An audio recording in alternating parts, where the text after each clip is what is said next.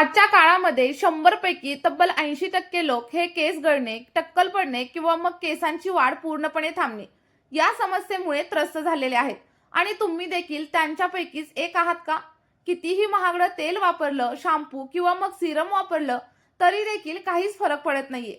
तर मग आजची ही रेमेडी तुमच्यासाठी अगदी गेम चेंजर नक्कीच ठरू शकते. कारण आज मी तुमच्यासोबत एक जबरदस्त आणि मॅजिकल असं हेअर सिरम शेअर करणार आहे, जे की फक्त 10 दिवस वापरल्यानंतर तुम्हाला स्पष्टपणे फरक जाणवेल आणि अगदी 100% याचा परिणाम तुम्हाला मिळणार आहे. ज्या लोकांचे केस वर्षानुवर्ष वाढत नाहीयेत, ज्या लोकांना प्रचंड प्रमाणात हेअरफॉल आहे आणि टक्कल पडण्याची समस्या देखील जाणवत आहे, त्या लोकांनी आपला हा उपाय एकदा नक्की ट्राय करून बघा. मी तुम्हाला गॅरंटी देते की फक्त 10 दिवस जर तुम्ही हे सातत्याने वापरलं ना, तर तुम्हाला अगदी 100% फरक जाणवेल.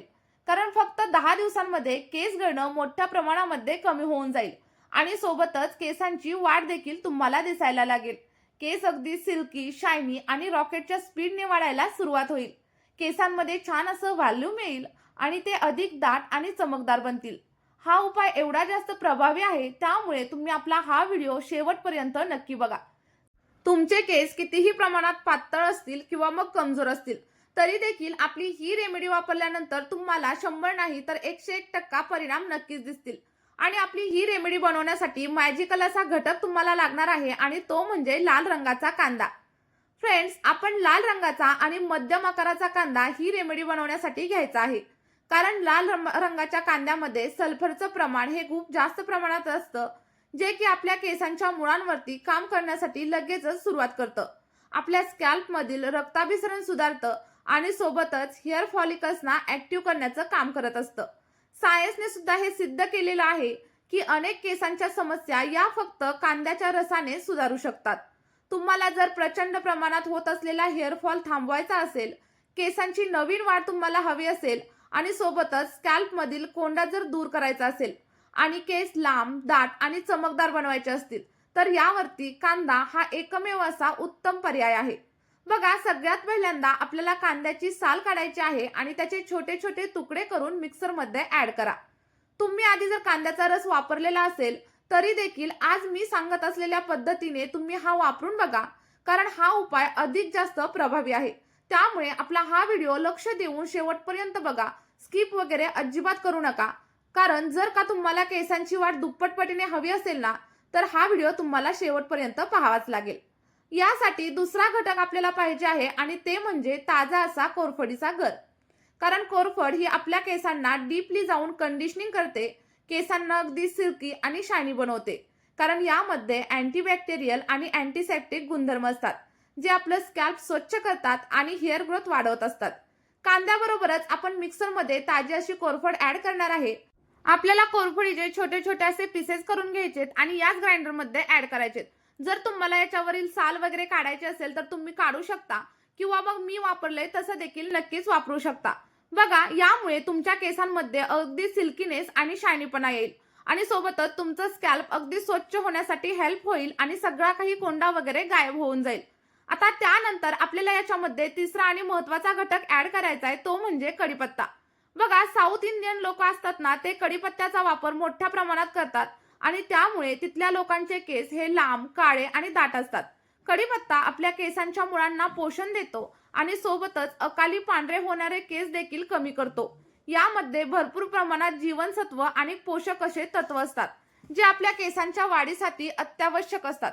आता यामध्ये पाणी वगैरे अजिबात घालायचं नाही आणि तसंच आपल्या सगळं काही साहित्य हे मिक्सरमध्ये बारीक असं वाटून त्याची पेस्ट तयार करायची. बघा, पेस्ट तयार केल्याच्या नंतर जे काही मिश्रण तयार होईल ना, ते अगदी तुम्हाला एखाद्या पॅक सारखं किंवा मग चटणीसारखं दिसेल.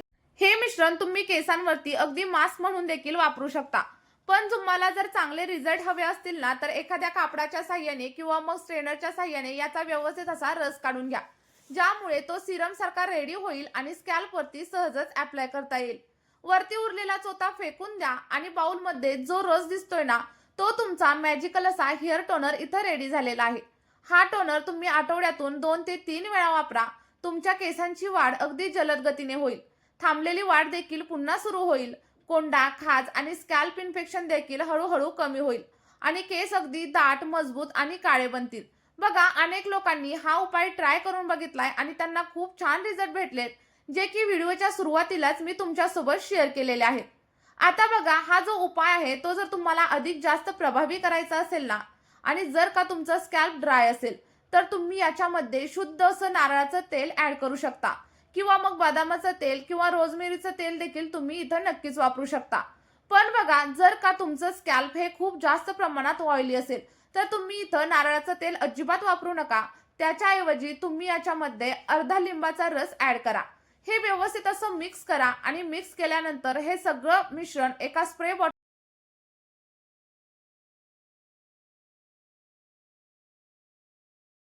आठवड्यामधून 2 ते 3 वेळा आणि केस धुण्याच्या अगदी 30 मिनिटं म्हणजेच अर्धा तास अगोदर हे सिरम केसांच्या मुळांवरती ॲप्लाय करा आणि 2 ते 3 मिनिटं हलक्या हाताने मसाज करा.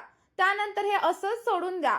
पहिल्या वापरानंतर तुम्हाला थोडेसे केस गळू शकतात, पण अजिबात घाबरू वगैरे नका, कारण हळूहळू तुमचा हेअर फॉल कमी होईल आणि त्यासोबतच नवीन केसांची वाढ देखील दिसायला सुरुवात होईल.